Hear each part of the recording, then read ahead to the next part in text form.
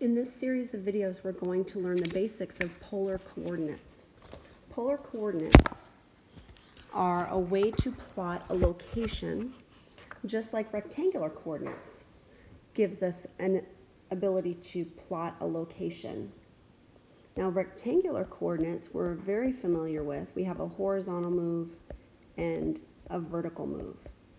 So rectangular coordinates, which we use X and Y. X is our horizontal move.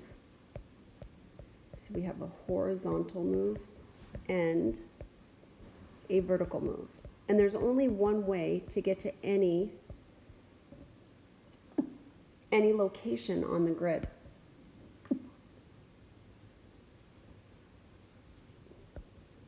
For instance, this location would be a certain move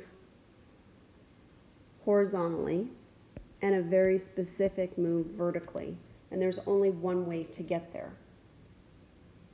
However, with polar coordinates, it changes things just a little bit. So polar coordinates do not involve horizontal and vertical moves. They involve still an ordered pair, but now we have a directed distance. We'll call that R. A directed distance.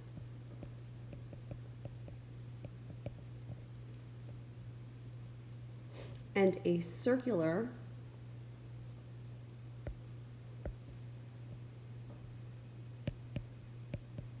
or angular, right? A circular or angular rotation. So I'll let you write that down. That's super important.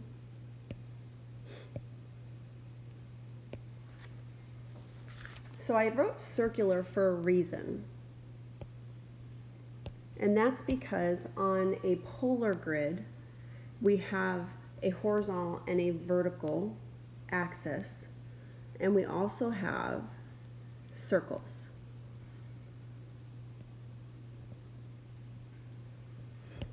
I'm going to try and make these. They're called concentric circles. So circles within one another. They all share the same center. And I can go on making circles infinitely. I'm going to make one more. So I'm going to make one more concentric circle.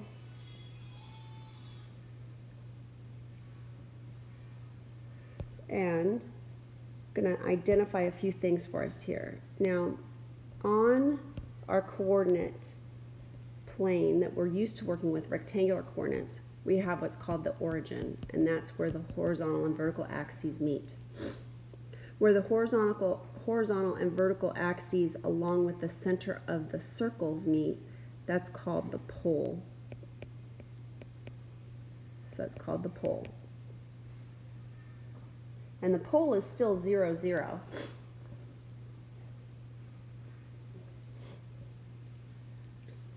But there's a directed distance, and I'm going to use purple here to show you.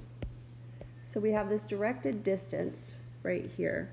From the pole, we may have a directed distance of 3 or 4 or 7.2 or any value, any real number that can be a distance. And direction means positive would move to the right, and negative, even though distance is positive, directed distance means we would move to the left, so the direction of which way we moved. So we're going to move left and right for that directed distance. So let's just say that I had a directed distance of 4. I'd have to go out to the 1, 2, 3, 4th circle, and then I'm going to turn, make a circular motion to get to the location that I want to get to. So I can make a circular motion to get to the location that I want to get to.